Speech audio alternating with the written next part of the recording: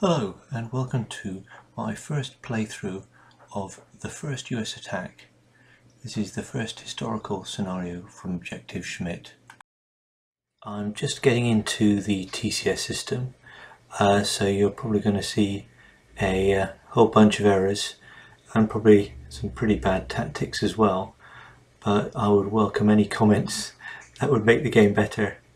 I'm really excited about this system. I think as a largely solo gamer, the op sheet mechanisms seem to give me an ideal way of playing out a battle without forever having to second guess myself, but let's see how that goes.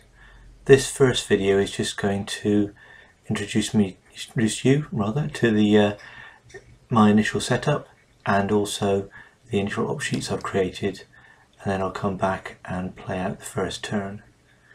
The objectives in this first scenario are for the 2nd Battalion of the US 112th Regiment, supported by C Company, 707th US Armoured Regiment and the D-86 Chemical Mortars, to capture Vossenac and then, ideally, based on the victory conditions, advance on and capture Kommerscheid as well.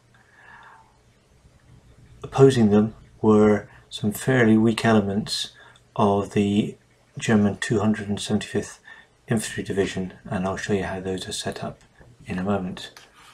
Let's get rid of that. My capture software is causing the computer to run a bit fast. Okay, so what I'll do first, I think, is show you the op sheet I've created for the Americans and then show you the deployment. So here we are. So the American attack is divided into two axes. I've actually drawn these op sheets incorrectly. The single line, I understand, is meant to mean direction advance, which they should follow exactly, but as it's only me, I can take that as an axis advance and give myself a bit more leeway. The two axes are, firstly, the E Company, supported by the mortars of H Company, and 1st Platoon of C Company of the tanks is going to advance through the woods along Axis Fox with the aim of getting to the River Road and getting down to Mestringemüller here. F and G Company are going to advance along Axis Badger, supported by the rest of the tanks, and roll up Vossenac. They need to capture every hex to show it's captured. Once that's completed, they're going to advance down Axis Deer, meet up with E Company at Mestringemüller, and then ideally advance on and capture Kommerscheid as well. I don't know if I'm overdoing it here on the putting too much on one op sheet, but as the overall attack was to get round and capture this, then I don't think that's too far off. I did, in my very first playthrough, have separate op sheets.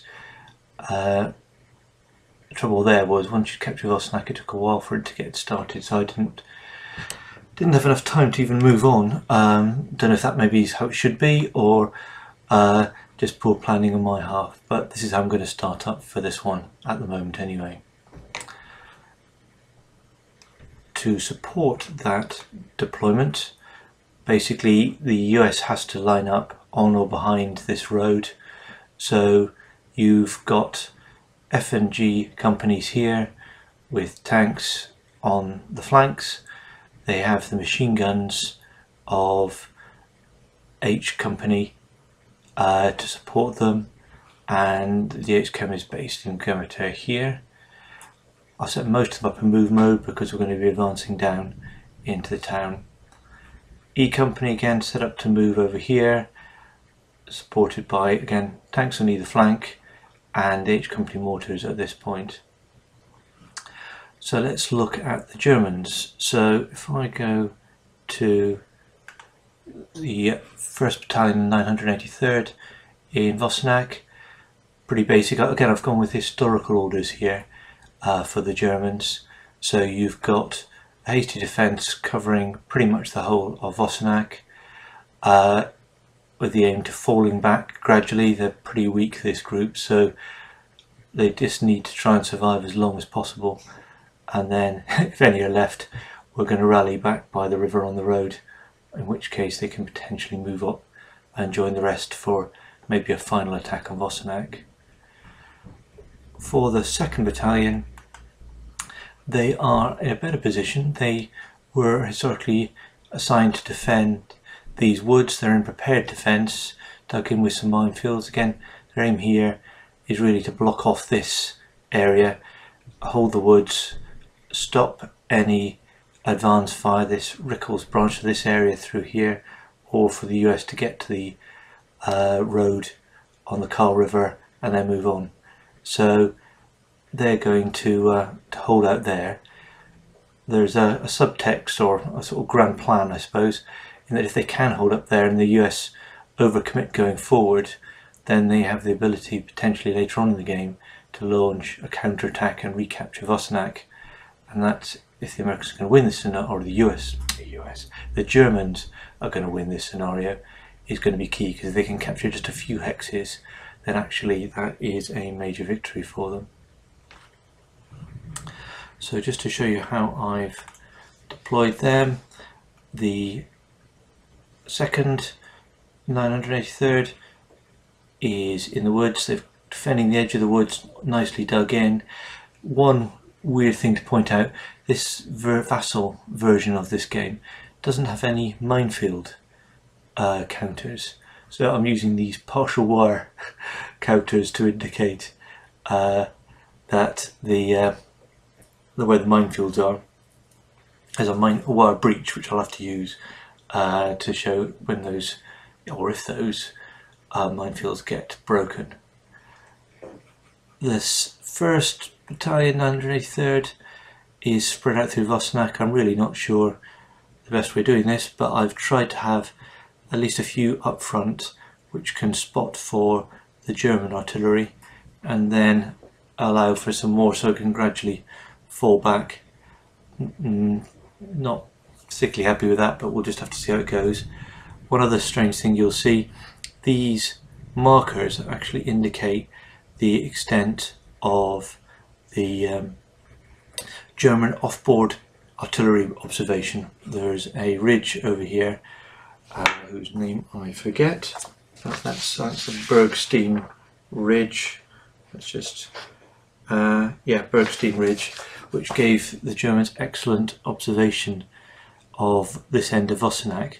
So basically they don't need a spotter to call in artillery here between these four, and as long as they can draw a line of sight from between these hexes through to here.